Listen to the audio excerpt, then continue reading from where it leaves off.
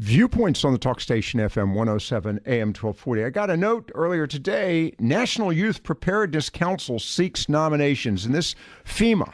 We're going to get the details on that in just a moment. First, to remind you, of course, our sponsor for the afternoon for this program, Advanced Water Systems, the people that bring you Connecticut, folks that are practically reinventing water. And since we're talking about natural disasters, I just want to remind you about the benefits of Connecticut water softeners and Connecticut water systems. Of course, the Connecticut water softener, renowned for its ability to recharge without any electric hookup or any clock arrangements, but also releasing and reducing the amount of salt and water you use. And of course, there are a wide variety of reverse osmosis water purifiers, and particularly the K5 drinking water station, which in a case of an emergency, a national disaster, is something you probably would like to have at your home.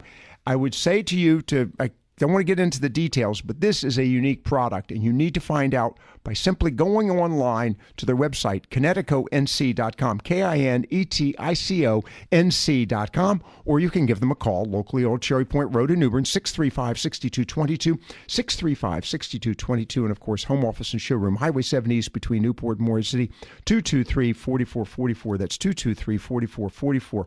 As I bring on our guest, Terry Thomas, team leader for Individual and Community Preparedness, let me just remind folks about the issue of natural disasters and the impact. I was talking with Representative Angela Bird from FEMA a week or so back, and it notes here that approximately $118 million in local governments have approved for approximately, I'm looking at this, Carter County residents and local governments have been approved for approximately $118 million in state and federal funds.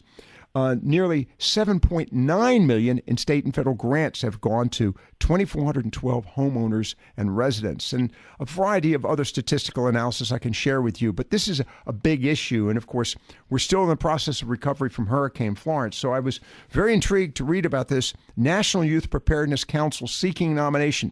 Sadly, the nominations end March 31st at midnight. 11:59 p.m. So with that, we're joined by Terry Thomas, team leader for Individual and Community Preparedness. Terry, good afternoon. Thanks for joining us, sir. Good afternoon, Phil. Thanks for having me. I'm glad to be with you today. Well, this is an important story. So talk to us about what this program is about related to youth preparedness, and what does the council do? Well, Phil, the FEMA Youth Preparedness Program is a council that was formed back in 2012.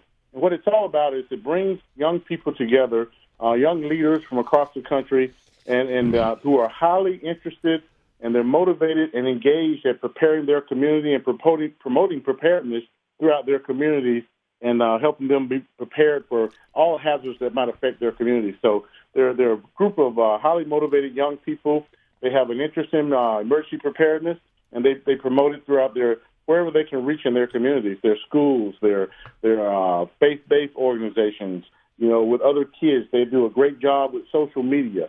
They've become very important to us with FEMA because they reach out to other young people. I know your comment a moment ago didn't even consider that, the relationship of social media. So in essence, it's just broadening the information access and the opportunities available to those in the communities. With that, Terry, let's talk about the nomination process. You're seeking nominations. Who needs to make these nominations, and where do they send the nominations, and then what happens after the nominations are made? Well, the nomination process is done through an application online. Okay. And that application process can be found on the ready.gov/youth-preparedness-council. And by the way, we are posting this on our Facebook page as well in hopes that we're getting the message out to the audience. If you know of children and would like to, children, youngsters, young adults who would make an excellent access for this, please go to the website, to our Facebook page. We're going to put it there, and you can sign your applicants or nominees up. Continue on, Terry. I apologize. After the nomination, what happens? Well, the process goes, like you said earlier, through the 31st of March, and that is at 11:59 on that evening. The application process will close, and then they're downloaded from FEMA headquarters in our region, and across the country, all the applications will be compiled, and then they will be divided up between the 10 regions in FEMA, and of course we're responsible for the 8 southern states here in FEMA Region 4. So we'll get all of our applicants that have applied through the process online. Then there'll be an evaluation process. They'll be evaluated first through us here in the region, our regional partner. They'll be scored. There's a process that's already put out from headquarters FEMA that we follow. Then they'll be evaluated by the higher leadership at FEMA headquarters, and then once that happens, their selections will be made from very outstanding candidates every year. There are hundreds of students will put in this application, and then we choose from all of the applications put in. There are only 15 youth leaders across the country. Wow. For the Youth Preparedness Council, and what we in Region 4 we're so lucky right now. We currently have 3 outstanding young people serving our region here from the South. In fact, one of them, is from North Carolina, lives in Mount Olive, North Carolina, and she's doing an outstanding job. She joined the council last year. She's doing a great job. She will have another year with the council. Once they're nominated and selected, they serve a 2-year period as youth preparedness councils on the national level.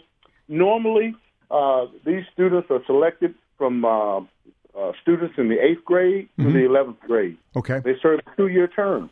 The council members are dedicated to public service.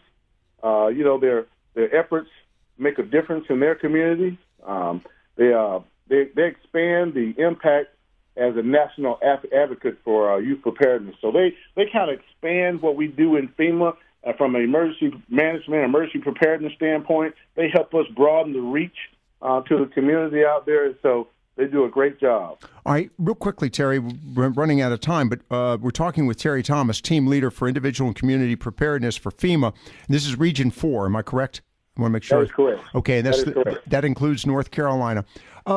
And I'm going to chat with you briefly off air. You say you have a young lady from Mount Olive. I recall it was a lady, but who's on this council. After you get your nominations from the council, do the individuals in the communities, is there another, shall we say, sub-councils? Do they promote other programs within their counties or regions? Absolutely, okay. Absolutely. I'm glad you asked, because one of the things that we determined some years ago is that, we found that we could only have spots for 15 council members nationwide. However, there is so many great applicants, so we can only pick 15. So what we did, we started a regional youth preparedness council as well. So what we do is we offer the students that were not selected for the national council an opportunity to serve on the regional youth preparedness council. And every year we do that. Once we do the evaluation, we have a separate process of extending an opportunity for those students who did not get selected for the national council to serve on the regional youth preparedness council, and they kind of do the same thing, and they collaborate with each other. All right. Have connection calls with them about monthly, and so to find out what their process is, they participate in special projects in their communities. So they do a great job. All right, Terry, stay with me. I'll chat with you briefly off air. I just want to address this to the audience.